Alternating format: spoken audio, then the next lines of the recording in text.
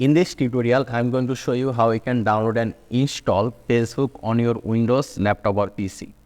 So for it, just go to your Windows search option, then you need to search for Microsoft Store, and there you can see Microsoft Store. Just click on it.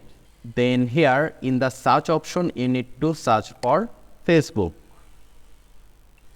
There you can see Facebook. Just press enter and it will show you Facebook option here. So just click on Facebook and then you will see this get option. Click on get, and once you click on get, it will start downloading Facebook, and once the download is complete, it will then start installing Facebook on your device.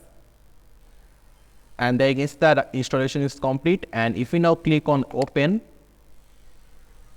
it will open Facebook over here, and right now we just need to log in using your email and password over here. So this is how you can download and install Facebook on your Windows laptop or PC. I hope this was useful. If you have any question or suggestion, just let me know in the comment section. Make sure to subscribe, and I hope to see you in the future tutorials.